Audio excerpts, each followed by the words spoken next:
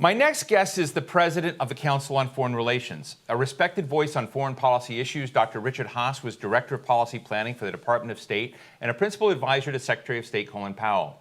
He also helped coordinate U.S. policy towards Afghanistan and served as U.S. envoy to the Northern Ireland peace process. He's written a lot of great books. I've read them all except the latest one, which I really commend and we're going to get to.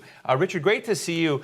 Let me just start for a moment on the question of your new book, The World, A Brief Introduction, because I've read many of your books and they've all been kind of warnings. We got to get this together. The world's coming apart. What are you trying to achieve now with a primer on how the world works or used to work? Oh, thanks, Steve. Good to see you. The purpose behind this book was to fill the large gap between what I believe most people, citizens, Americans, and others need to know about this world, which so obviously affects our lives in every conceivable way, and what actually many of them do know. So my motivation, shall we say, is Jeffersonian. I believe in informed citizens, and when people vote this November, they have a good sense of the issues and where the candidates stand. And then through their lives, I want them better able to make career decisions, investment decisions, business decisions. And all of this requires a foundational knowledge about this world, the relationship between, say, the United States and the world in both directions. And what I try to do is provide a primer to do just that. I mean, one of the things I do like about the book, though I still need to jump into it, is that you don't just make it a geography lesson. You make it about other issues that have transnational impact, monetary policy, which is transnational, international law, terrorism, et cetera. And you have it's a sort of a different set of coordinates that look at these issues, which I think you bring to the game. But that said, one of the things I've known about you for many, many years is that you subscribe to the school of thought that we need to look at the world as it is, not as we necessarily hope it might be. And as Richard Haass looks at the world and the national security scene for the United States today, what are the most outstanding features that give you concern? Well, Steve, I've been in this business now for 4 decades, and this is about as worried as I've ever been. We've got all the traditional stuff that foreign policy types have worried about over the decades. The revival of great power competition, high among them problems in the Middle East and other regions. Then we've got a whole overlay of global problems, including but not limited to infectious disease and global health, climate change, proliferation, terrorism, trade, and unregulated cyberspace. And as if all that weren't enough, then you've got the fact that the United States, which for the last 75 years has been the principal architect and the general contractor of what world order there's been, increasingly the United States is opting out. And the one thing history shows is that order is not the natural state of things. It takes agency, it takes effort. It's been largely the United States leading and working with others. If we're not going to do it, it's not going to happen. And that's what it's this combination of the old challenges, the new challenges, the United States that seems to have lost its appetite for global leadership. And what we're living with now is a painful lesson in how the world matters and how, if we're not going to be involved with it and taking the lead in it and working with others, we are going to be a victim of it. What are the highest priority concerns you have today? Are they classic conventional challenges like, Russia's intentions, China's intentions? Are they rogue states like what North Korea and Iran may be doing? Are they non-state actors like terror groups? Or is it bioterror? Is it COVID-19? One answer to your question is yes. A broader way to say it is, sure, I'm worried about the possibility of a U.S.-Chinese Cold War. I understand that. I'm probably, though, most worried about the emergence of this new generation of global issues, climate change, terrorism, proliferation, infectious disease, at a time that global institutions are clearly lacking. They're not designed to deal with them. There's not consensus to deal with them. So it's this enormous global gap. So again, you've got the traditional stuff of foreign policy, which history suggests is already enough to keep us busy. Then we've got this whole overlay of global issues, and that's what really worries me. It's the combination of the two. Again, at a time that we've decided we prefer to put our feet up and focus on something else. Richard, this seems like a hinge point in American foreign policy, American history, and you were there working, advising presidents at other hinge points, the end of the Cold War, reuniting Germany, figuring where we go with Russia, directing the policy planning at State Department, and thinking conceptually about how you move the system. I guess my unfair question to you today is, what are those things that we need to be doing to move into a new system? Because what you're describing is a lot breaking down. But I don't know whether this is, Dean Acheson, whether it's, another way to kind of looking at the institutions that need to be reordered and built. But what does that process look like? No, you're right. Acheson's memoir was present at the creation. You'd be hard-pressed for anyone else to justify writing such a piece now. It's been 3 decades since the end of the Cold War, and I think historians, Steve, will be rightfully critical of a series of administrations and essentially say, you Americans, you squandered the position you had, you emerged from the Cold War, and in 3 decades, what have you done with it? What new institutions have you built? Instead, you squandered most of your energy in fighting wars of choice in the Middle East and in Afghanistan.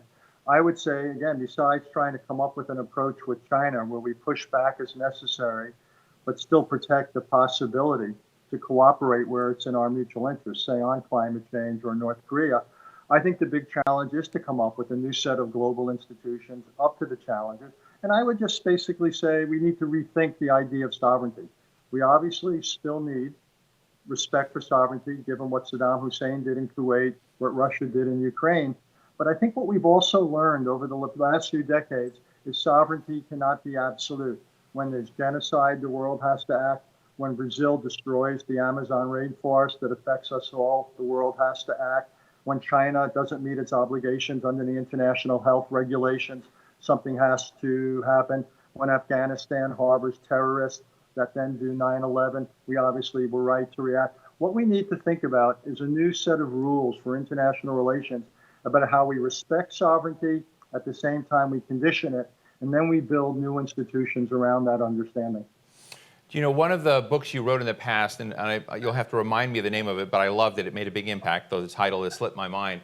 But it was really that U.S. foreign policy was also tied to its domestic circumstances. Yes. And that getting our house in order at home, economically, creating an inclusive economy, getting over a lot of the divides in our society, looking at inequality. I was very impressed with the fact that you said we can't have a sensible foreign policy and an international posture unless Americans felt comfortable and able at home.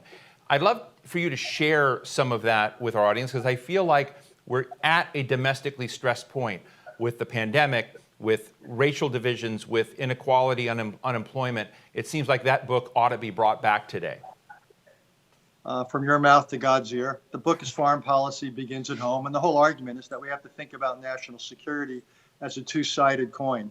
One side, the obvious stuff of international relations, what you and I have just been talking about.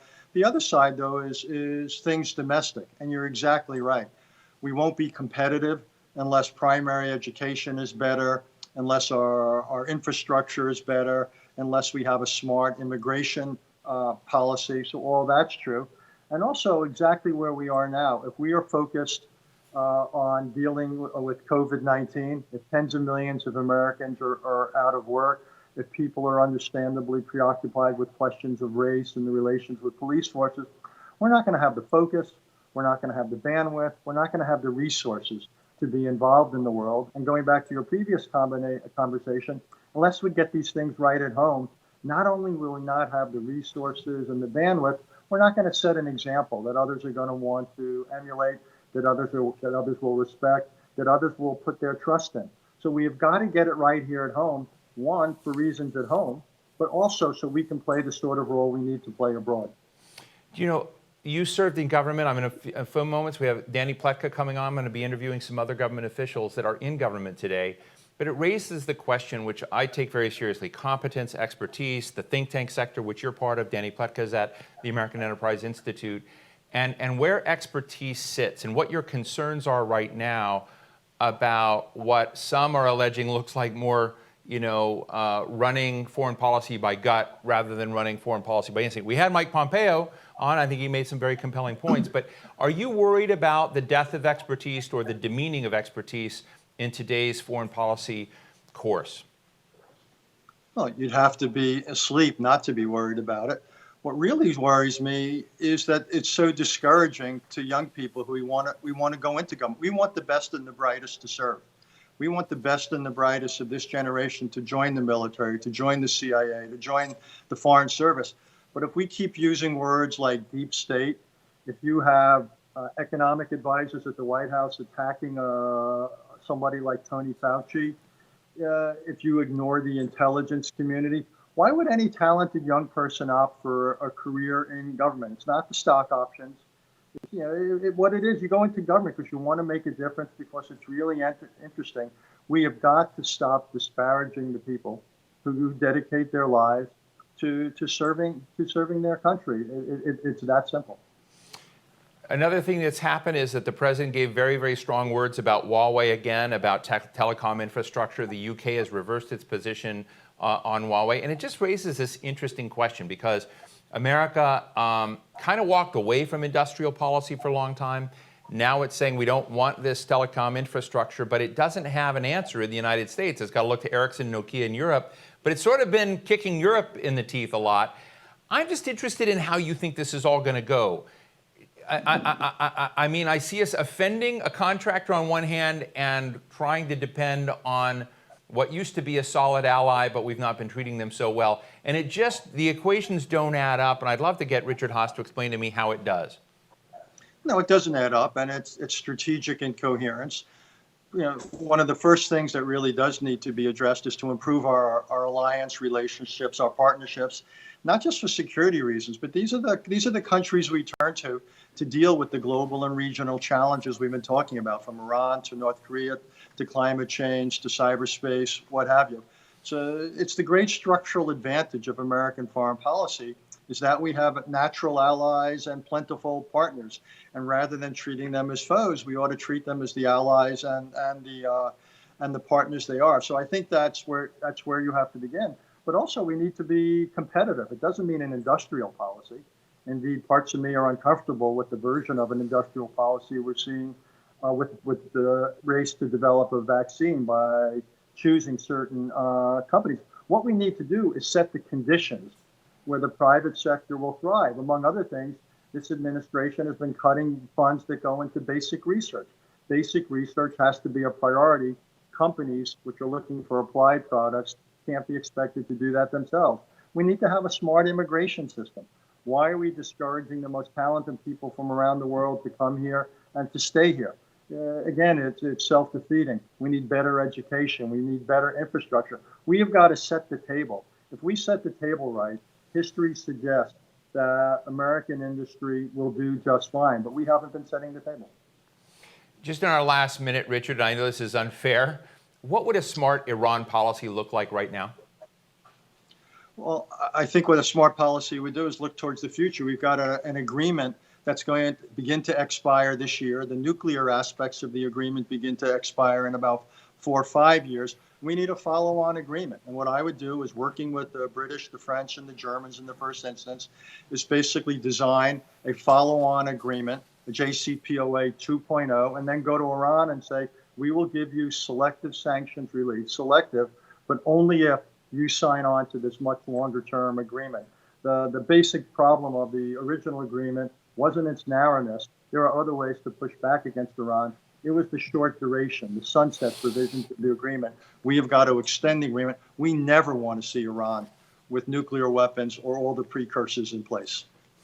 Well, Richard Haass, President of the Council on Foreign Relations, your books, the series of books, which I highly recommend everyone go look at, particularly The World, A Brief Introduction, were my go-to books for airplane trips when I used to take airplane trips and read them because I could get them done, read them, and be very well informed in one trip. I'm not making those trips, but you should still make time, folks. That's why. Richard, thanks so much for joining us. Thank you, Stephen.